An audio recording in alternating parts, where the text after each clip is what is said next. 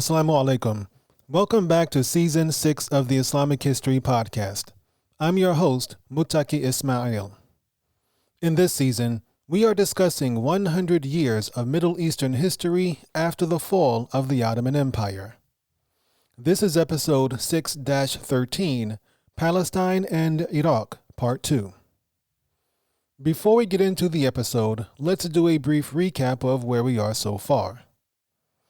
The insurgency in Iraq is on the verge of becoming a civil war as Shiites retaliate for Sunni attacks. Support for the war begins to crumble when the U.S. admits there are no WMDs in Iraq. In Palestine, Yasser Arafat dies and Mahmoud Abbas becomes president of the Palestinian Authority. Hamas gets involved in the political process and does surprisingly well in local elections. And with that, let's discuss the conflict between Hamas and the IDF. Hamas versus the IDF. The year 2006 began with two major events that rocked the Middle East. The first came in early January when Israeli Prime Minister Ariel Sharon suffered a massive stroke. This left him in a coma from which he would never awaken. Deputy Prime Minister Ehud Olmert became the new Israeli Prime Minister. The second event came later that month during the Palestinian national elections. To everyone's shock and surprise, Hamas again did exceptionally well. Hamas retained political control of Gaza, which everyone expected. But no one expected Hamas to win big in the West Bank, particularly in traditional Fatah strongholds like Ramallah, Bethlehem, and Hebron. Hamas won 56% of the vote, giving them the right to form a government and take over administration of the Palestinian territories. However, Fatah won 34% of the seats, so they were still a significant opposition party. The Western world was appalled by these results. Hamas did not believe in the peace process and did not recognize Israel's legitimacy. And now, the United States and other Western nations were in a quandary. They had promoted democracy as the solution to the Muslim world's problems. But now, they were angry with the Palestinians for exercising those democratic principles. The United States cut off all contact with the Palestinian government. Both the U.S. and the EU cut off all economic aid to Palestine. Meanwhile, Hamas went forward with creating a new government. Its leader, Ismail Haniyeh, became the new Prime Minister of Palestine, while Mahmoud Abbas, representing Fatah, remained its president. Since Israel would not allow Hamas's elected officials to travel to Ramallah, they had to take their oath of office via video link. But before Hamas could take over, the outgoing Fatah-controlled legislature transferred many of the powers of prime minister to the president. For the next several months, Hamas and Fatah jockeyed for power. But with Hamas stuck in Gaza, there was little they could do since the center of Palestinian Authority was in the West Bank.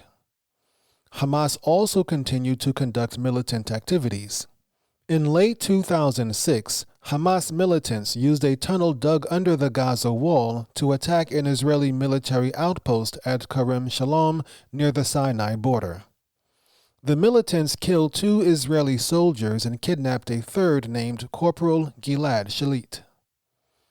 Israel responded by launching Operation Summer Rains, which was intended to stop rocket fire from Gaza and rescue Corporal Shalit. The operation began with Israeli warplanes attacking Gaza infrastructure and Hamas offices and camps. This was followed by a land invasion with Israeli troops occupying strategic locations in southern Gaza, while Israeli tanks entered northern Gaza. The Israeli army shelled Gaza from the land, while the Navy shelled Gaza from the sea. Israeli forces rolled over Hamas's defenses, and before long, most of Gaza had either been destroyed or secured by Israel. With that done, Israel began arresting members of Hamas while continuing to hit Gaza with airstrikes. And then something strange happened. On July 12th, Hezbollah forces crossed the Lebanese border into northern Israel. It is not clear if Hezbollah did this to relieve the pressure on Hamas or if it was simply taking advantage of the situation in Gaza. Whatever the motivation, Hezbollah's raid caught Israel off guard. Hezbollah killed 3 Israeli soldiers in the north and captured 2 others who were taken back into Lebanon. Furious, Israel responded with airstrikes and artillery shelling into southern Lebanon. One of these strikes hit a civilian shelter, killing 28 people, including 16 children. Israeli ground forces then moved into southern Lebanon, but they found the Hezbollah militants were very different from Hamas. Hezbollah is a Shiite militant group and has been funded and trained by Iran for years. It is basically an Iranian proxy. The Hezbollah fighters were better equipped and trained than anything the IDF had faced in Gaza. Hezbollah was also fighting in familiar territory from well-fortified positions. With no air force, no artillery, and no navy, Hezbollah destroyed several Israeli tanks and even shot down an Israeli helicopter. By August, the IDF began to withdraw from Lebanon. Israel had not yet retrieved the 2 captive soldiers, but their losses were mounting. Israel had invaded with a force of 30,000 troops and lost about 120. Meanwhile, Hezbollah only had about 1,000 fighters and lost about 250. Of course, Lebanese civilians suffered the most. About 1,100 civilians were killed in the conflict. Afterwards, both sides claimed victory. Israel claims to have sufficiently punished Hezbollah for the raid. Hezbollah claims to have forced Israel to withdraw and that they still held the 2 captives. Ironically, Israel's invasion might have strengthened Hezbollah's position. The Lebanese government and the Lebanese people were grateful to Hezbollah for defending the nation. 2 years later, Hezbollah and Israel conducted a prisoner swap, and the remains of the 2 captured soldiers were returned to Israel. Israel believed they were killed during the initial Hezbollah raid, while the Lebanese government claims they were killed during Israeli airstrikes. A few months later, Israel and Hamas agreed to a ceasefire. Corporal Shalit remained in Hamas custody for another 5 years. Hamas versus Fatah. Fatah and Hamas continue to bicker over control of the Palestinian territories. Fatah was angry with Hamas, blaming them for the violence in Gaza. Hamas was angry with Fatah for not handing over power. Tensions continued to escalate until it turned violent, with each side's security forces attacking the other. Fearing the situation was getting out of control, Saudi Arabia intervened. In February 2007, the kingdom hosted a meeting between Hamas and Fatah in the holy city of Mecca. This allowed representatives from both groups to work out their differences and come to an agreement. This resulted in the Mecca Agreement, where Hamas and Fatah agreed to form a unity government.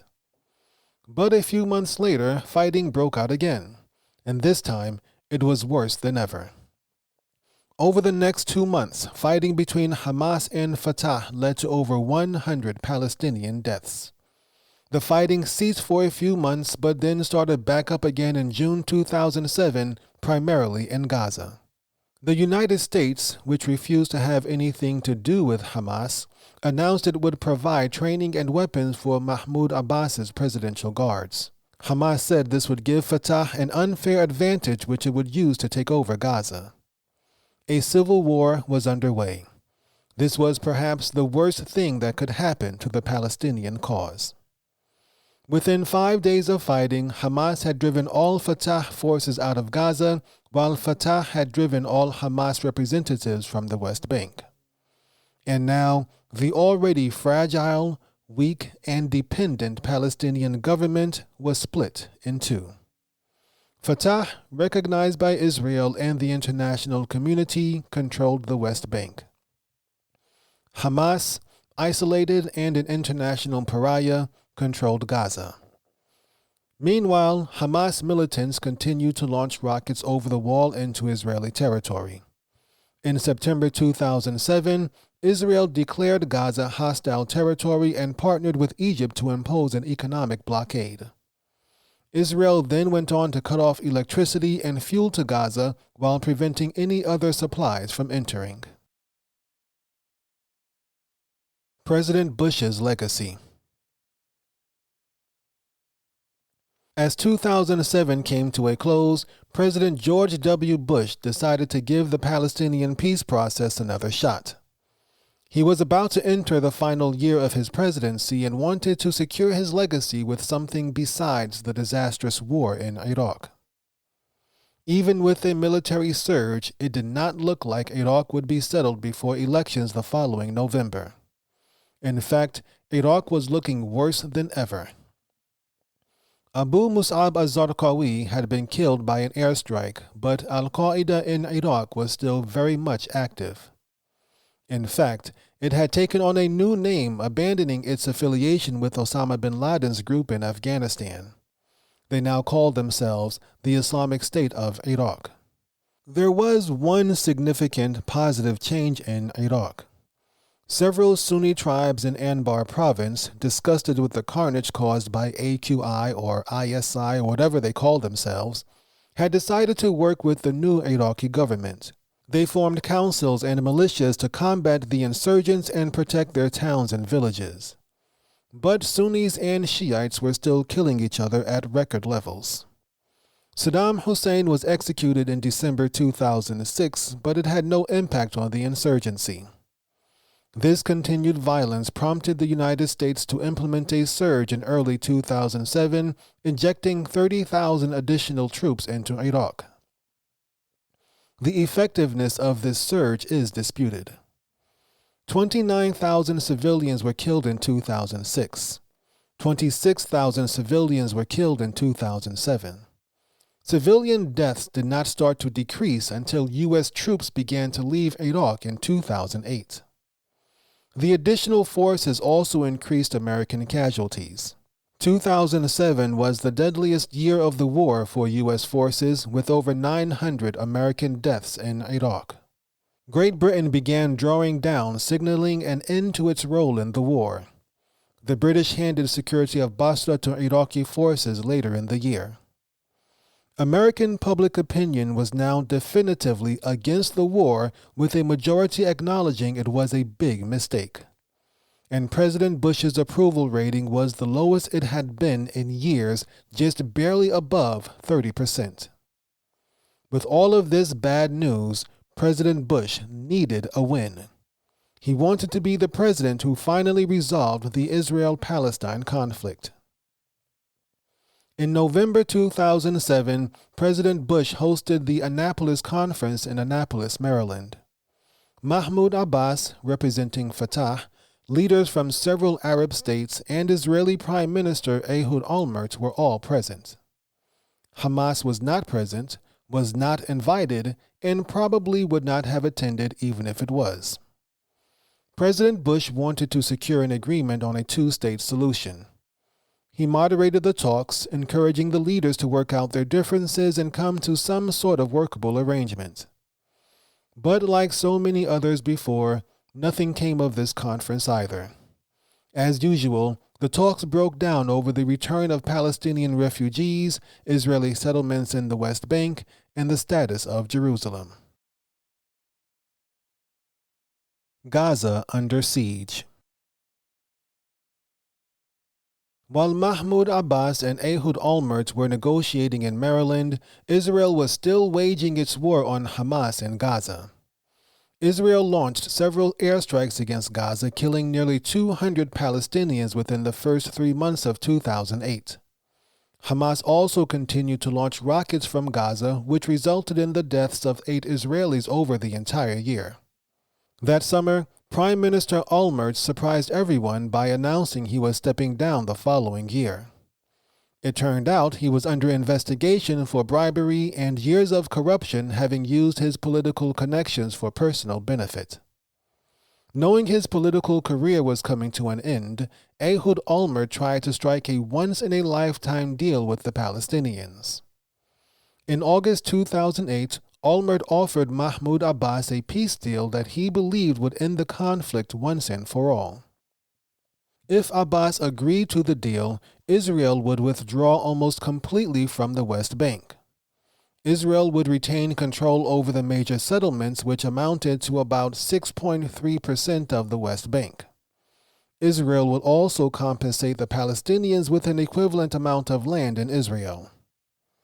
Olmert also promised a link to Gaza and, most important of all, international status for Jerusalem. Surprisingly, Abbas wavered and did not seem ready to accept Olmert's deal. The next month, Prime Minister Olmert again pressed Abbas to accept his offer. He warned the Palestinian president that it would be 50 years before he received another such offer from Israel. But Abbas wanted more details. Some have suggested he was concerned about how effective this agreement would be with an outgoing, lame duck prime minister embroiled in a scandal. There was no way to be certain that whoever succeeded Olmert the following year would honor the agreement. In later interviews, Abbas said he did not accept the deal because Olmert did not give him a map with clear outlines and borders. The two men agreed to meet later for further discussions, but that never happened as they were both distracted by events in Gaza and the United States. The Great Recession. By the fall of 2008, the United States was in full panic mode. Its economy, which had been shrinking for a while, suddenly went into freefall. Within the first 2 weeks of September, the government had taken over mortgage lenders Fannie Mae and Freddie Mac, bailed out insurance giant AIG, and allowed the investment firm Lehman Brothers to go bankrupt. Gas prices skyrocketed, increasing prices on everything else. The stock market plummeted, and corporations lined up in Washington begging for bailouts. Americans watched, stunned, as the economy crumbled before their eyes. They looked back at the previous 5 years of warfare and wondered, what the hell had it all been for? Tens of thousands of dead Iraqis, over 4,000 dead Americans, and over $1 trillion down the drain. And on top of all that, no WMDs. President Bush's policies had not only destroyed Iraq, they came close to destroying the United States as well. The American public was ready to go in a new direction. That November, they elected Senator Barack Obama of Illinois to be the next president. Obama, unlike his two main opponents, Senators Hillary Clinton and John McCain, was not in Congress in 2002 and had not voted for the Iraq War. Now that everyone realized what a disaster the war was, Obama made sure everyone knew that he had been against it from the very beginning. Barack Obama promised a lot of things during his campaign. He promised to revamp the healthcare system. He promised to reverse the financial crisis. But most of all, he promised to get out of Iraq. The siege continues. Surprisingly, most Israelis were disappointed and worried about Obama's election. Perhaps it had something to do with his Islamic-sounding name. Obama promised to maintain America's special relationship with Israel. Obama visited the Wailing Wall in Jerusalem. Obama confirmed Israel's security would remain America's foremost foreign policy objective. Even with these declarations of support, most Israelis disapproved of Barack Obama as president. Israel decided to deal a knockout blow to Gaza. They wanted to take out Hamas once and for all before the new administration came to power in Washington. Israel launched Operation Cast Lead. Officially, Israel claimed it was in retaliation for Hamas rocket fire. However, many analysts dispute this claim. American philosopher Noam Chomsky wrote in a 2012 article, "Not a single Hamas rocket was fired until Israel broke the truce under cover of the U.S. election on November 4, invading Gaza for no good reason, and killing half a dozen Hamas members." Israel, unsure how much leeway they'd have with Barack Obama, wanted to inflict as much damage as possible on Hamas while Bush was still president. The first phase of the operation opened with naval bombardments and airstrikes on Gaza. These attacks were especially vicious, killing 230 Palestinians on the first day alone. The second phase of the operation began in January 2009 when Israeli ground forces entered Gaza. Brutal door-to-door fighting took place in the narrow streets of Gaza between IDF soldiers and Hamas militants. Israel finally ended the operation just 2 days before Obama was sworn in as president. Nearly 1,400 Palestinians had been killed. On the other side of the Arabian Peninsula, Mossad was again showing it could get to anyone, anywhere. They had tracked down Mahmoud al-Mabhouh, a high-ranking member of Hamas's al-Qassam brigade, to a hotel in Dubai. Mossad agents snuck into al-Mabhouh's room and drugged him so that he was paralyzed but still conscious. Then they suffocated him with a pillow. As it turns out, Israel had no reason to worry about President Obama. As Benjamin Netanyahu succeeded Ehud Olmert in March 2009, the new American administration did nothing to stop Israel's aggressive tactics in Gaza. President Obama gave what many called a historic speech in Cairo. During this speech, he repeated many of the same things previous presidents before him have said. While he declared his support of the two-state solution, he also confirmed the U.S.'s historical commitment to Israel. He encouraged Palestinians to abandon violence, but made no mention of the 1,400 Palestinians killed in Gaza just a few months earlier. Later in the year, President Obama hosted Mahmoud Abbas and Benjamin Netanyahu in Washington to kickstart yet another round of peace talks. But the Obama administration still refused to confront Israel in any meaningful fashion. In May 2010, several ships carrying humanitarian aid for Gaza tried to break through Israel's blockade. The ships in this Freedom Flotilla, as it was called, were not military ships. Israel easily intercepted the flotilla and boarded the lead ship. What happened next is disputed. Israel claims the activists aboard the ship attacked their soldiers who were forced to open fire. The Freedom Flotilla activists deny this assertion. It does seem unlikely that a group of peace activists, many of whom were journalists, politicians, and college students, would be foolish enough to attack a group of well-armed, professional soldiers backed by military helicopters and speedboats. Whatever happened, the Israeli soldiers shot and killed 9 activists aboard the ship. A 10th activist died later. The Israeli government claimed the ships were carrying weapons and banned material to Gaza, while Turkey and the United Nations denied these allegations. The international backlash from this incident was swift and sharp. Turkey's Prime Minister Recep Tayyip Erdogan condemned the attack, demanded a full investigation, and urged sanctions against Israel. Most members of the Arab League expressed similar sentiments, condemning Israel to various degrees. Even the European Union condemned the attacks, accusing Israel of violating international law. As for the United States, President Obama released a statement expressing his regret at the loss of life. Members of Congress released a bipartisan statement supporting Israel's actions and called on the president to declare his support of Israel as well.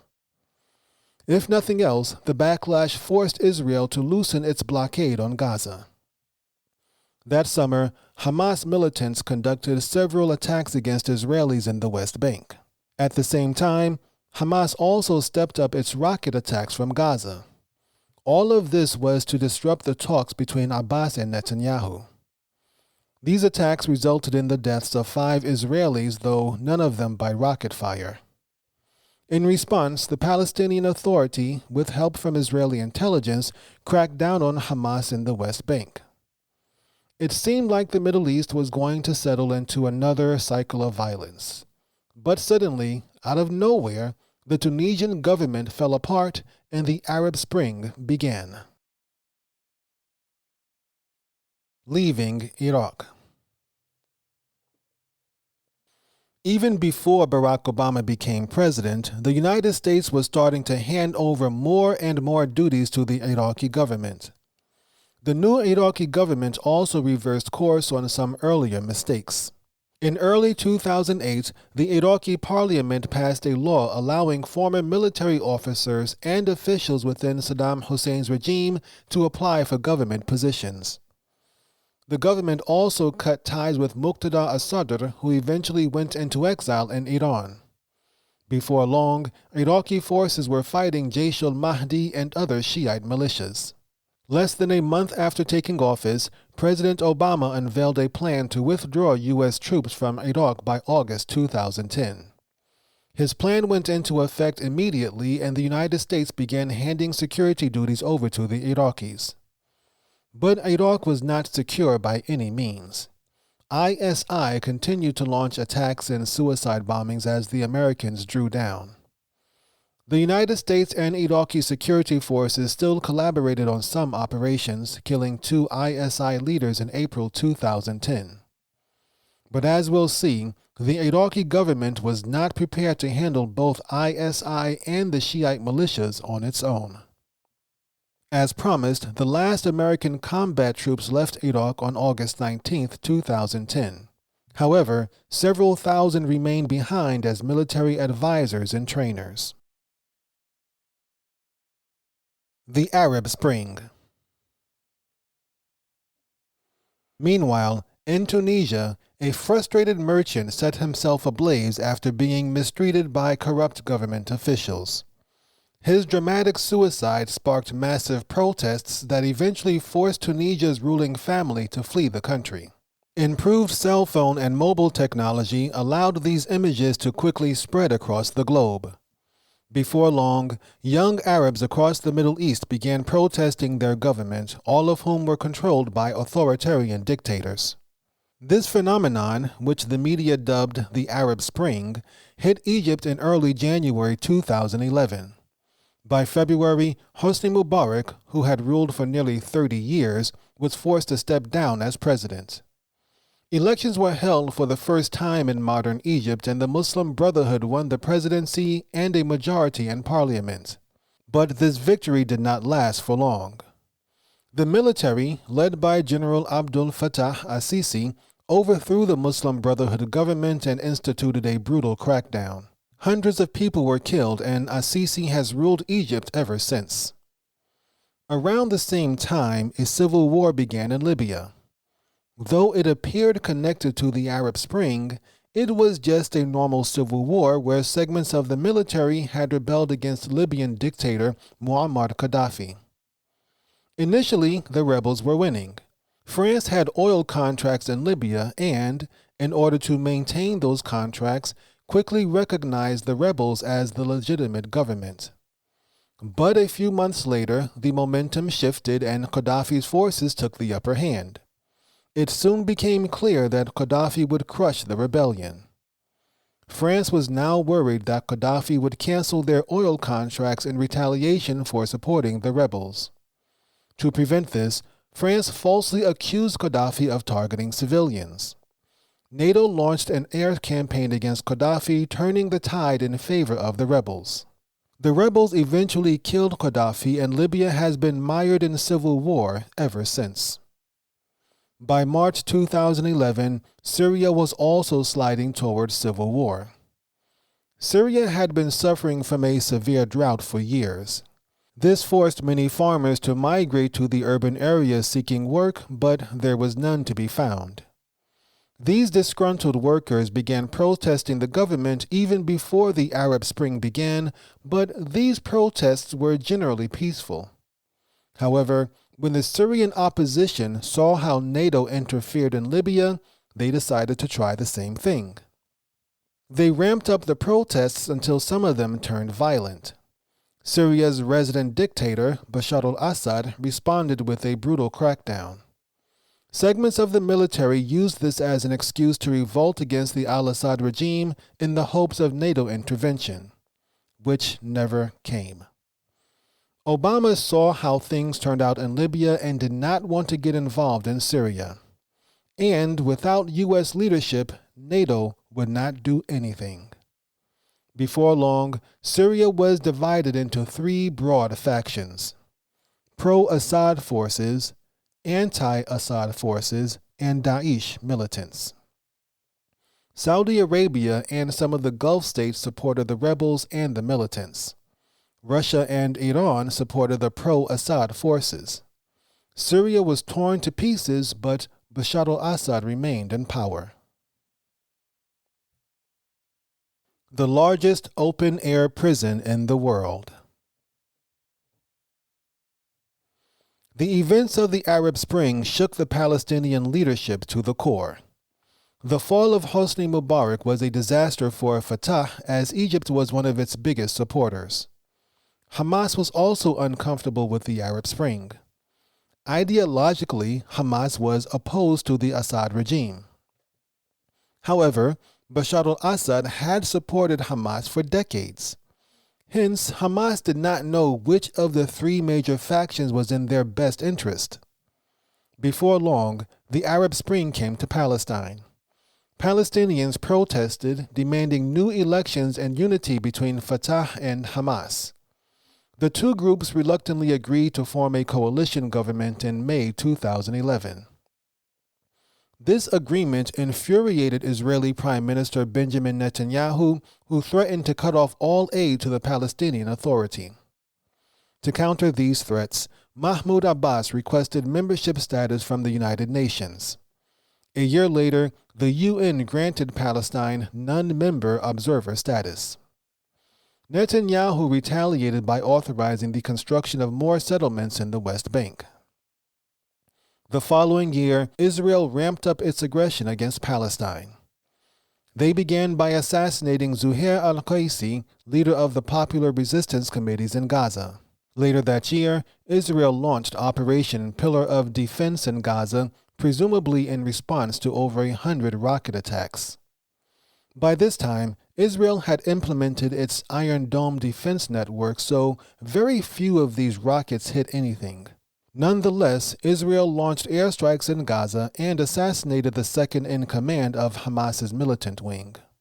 Egypt eventually brokered an Israeli withdrawal after 8 days. But by then, 160 Palestinians and 4 Israelis had been killed. Israel refrained from extensive military action in the West Bank, but it continued to build settlements at a rapid pace. To connect these new settlements, Israel constructed roads, bridges, and tunnels which often cut through and divided up Palestinian neighborhoods. On top of that, Palestinians were also banned from using these new transportation networks, severely restricting their freedom of movement. Settlement construction was especially intense in East Jerusalem, which had always been considered Palestinian territory. The Israeli government actively encouraged Jewish settlers to move there, even offering them government subsidies. President Obama criticized these new settlements, which angered the right wing in the United States and Israel. Israel ignored Obama's criticisms and continued building their settlements. In July 2014, Israel launched its deadliest assault on Gaza to date. It all began when 3 Israeli teenagers in the West Bank were kidnapped and killed. Israel blamed Hamas, but Hamas denied any responsibility. Mahmoud Abbas also said there was no evidence Hamas was involved and suggested it was likely done by rogue elements. This led to Operation Protective Edge, which took place in Gaza, even though the murders happened in the West Bank. Heavy Israeli airstrikes and artillery shelling pummeled Gaza for a week. Then IDF troops invaded Gaza, where they battled Hamas militants through the dense neighborhoods. Over 2,000 Palestinians were killed, most of them civilians. 70% of Gaza's population was harmed in some way by the invasion. 20,000 homes were destroyed. On the Israeli side, 67 soldiers and 5 civilians were killed. Surveys later showed that 90% of the Israeli population supported these attacks on Gaza. Nonetheless, we should acknowledge that there is an element of the Israeli population that favors a peaceful resolution to the conflict. There are also several Israeli non-profit organizations that actively support Palestinian human rights and freedoms. Hamoked is an Israeli human rights organization dedicated to assisting Palestinians. B'Tselem is an Israeli human rights organization dedicated to ending the occupation. Gisha is an Israeli nonprofit dedicated to protecting Palestinian freedom of movement. Yesh Din is an Israeli nonprofit dedicated to protecting Palestinian rights. But by and large, most Israelis preferred aggressive, heavy-handed action against the Palestinians. In the 2015 elections, Israel chose a far-right, anti-Arab government led by Benjamin Netanyahu. In his last year in office, President Obama tried to rekindle the peace process. He sent Secretary of State John Kerry to meet with Netanyahu, President Sisi of Egypt, and King Abdullah of Jordan for talks in Aqaba. For some reason, Mahmoud Abbas was not included in these discussions. Benjamin Netanyahu had no reason to offer any concessions. The Israeli public supported him. He was angry with Obama for striking a nuclear deal with Iran. And Donald Trump was waiting in the wings, having just defeated Hillary Clinton. In December 2016, the United Nations Security Council passed a resolution calling for an end to the Israeli settlements. Historically, the United States always vetoed these resolutions. As Obama's final diss to Netanyahu, the U.S. simply abstained and the resolution passed. Not to be outdone, Netanyahu reached out to President-elect Donald Trump and convinced him to publicly call for the resolution to be vetoed. DAESH. In Iraq, ISI took advantage of the civil war in Syria, sending a faction there to establish a new network. Meanwhile, as the final American troops left, the Iraqi government was in turmoil. Parliament issued an arrest warrant for Iraq's Sunni vice president, triggering a boycott by Sunni lawmakers. While the Iraqi government floundered, ISI continued launching attacks across Iraq, even breaking several of its members out of prison. By the end of 2012, Iraq was nearing collapse as Sunnis protested the Shiite-controlled government and sectarian violence escalated. The following spring, the Iraqi army cracked down on the protests, further fueling Sunni anger. The protests grew violent, the government responded, and hundreds of civilians were killed. This encouraged many Sunnis to join ranks with the insurgency. Around this time, ISI took on a new name, officially recognizing its branch in Syria, Ad-Dawlatul Islamiyya fil Iraqi wa Sham. Translated as the Islamic State of Iraq and the Levant, most Westerners call this group ISIS or ISIL. But in Arabic, its acronym is DAESH, and that's what it is mostly known by in the Middle East. In the summer of 2013, DAESH launched a new campaign taking the fight directly to the Iraqi government. After breaking hundreds of prisoners out of Abu Ghraib, DAESH went on to launch a major offensive against the Kurdish-controlled regions of northern Iraq. By the end of the year, DAESH controlled Fallujah. In January 2014, DAESH captured Ramadi. Then it captured Raqqa in Syria. That spring, it captured Mosul. This prompted Iran to send in troops to bolster the Iraqi forces fighting DAESH. The United States also launched airstrikes against DAESH, meaning Americans and Iranians were now fighting on the same side. Ayatollah Ali as-Sistani, the highest-ranking Shiite religious figure, called on all Iraqis to help in the fight against DAESH. Thousands of Iraqis responded, mostly Shiite, but also some Sunnis and Christians. In August 2014, DAESH captured Sinjar and Zumar in northern Iraq, where it committed atrocities against the local Yazidi minorities. The United States continued to launch airstrikes while also creating a new coalition against DAESH. This international coalition included dozens of nations as well as NATO, the EU, and the Arab League. The Iraqi government deployed 30,000 troops in the effort. By the fall of 2015, the tide began to turn against DAESH. The Kurds recaptured Sinjar while the Iraqis recaptured Ramadi. Fallujah was recaptured the following year. Mosul, however, remained under DAESH control until July 2017, and even then only after an intense year-long campaign. In December 2017, Iraqi Prime Minister Haider al-Abadi declared victory over DAESH. This concludes the main storyline for this series on the Middle East after the fall of the Ottoman Empire.